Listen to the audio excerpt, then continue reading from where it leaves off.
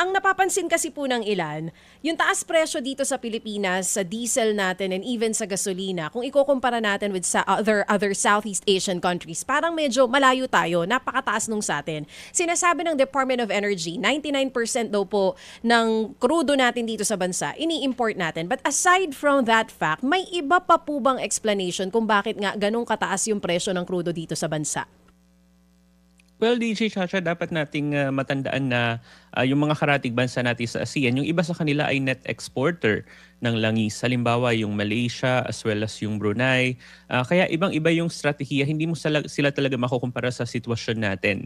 Kaya ang lumalabas din na strategy ng mga bansa sa ASEAN, medyo dalawang flavor ito. So yung una, meron yung mga caps doon sa presyo ng langis. Ibig sabihin, nililimitahan yung presyo ng langis sa isa nakatakdang level. And then meron din mga subsidies na ini-implement sa ibang mga bansa.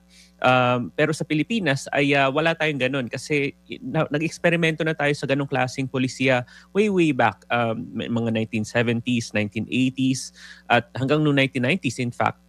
Pero ang nangyari ay hindi naging sustainable yung ganitong klase mga subsidies kasi nauwi ito sa matinding pagkalugi ng gobyerno kaya tayo nag-deregulate ng ating downstream oil industry pagdating noong 1998.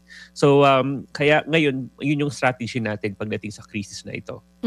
Meron bang mga bansa sa Southeast Asia ang katulad natin na net importer din? Or lahat talaga sila ay wala, natatangi tayo, na tayo lang yung malaki yung ini-import na langis? Well, actually, meron naman. Halimbawa, yung Singapore ay wala naman siyang oil resources talaga. No? Pero ang pinakaiba naman ng Singapore ay meron silang mga refineries. Yes. Parang hub sila pagdating sa trading ng oil. Kaya hindi nila problema yung ganitong klaseng kawalan ng krudo. Yung iba namang mga karatig bansa natin like Cambodia ay medyo namroblema din sila.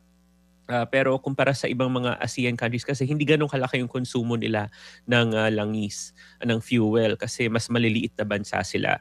So pag pinag-uusapan natin yung presyo ng langis ay dapat nakatali ito dun sa iba't ibang characteristics ng mga ASEAN economies kasi hindi sila totally comparable sa isa't isa.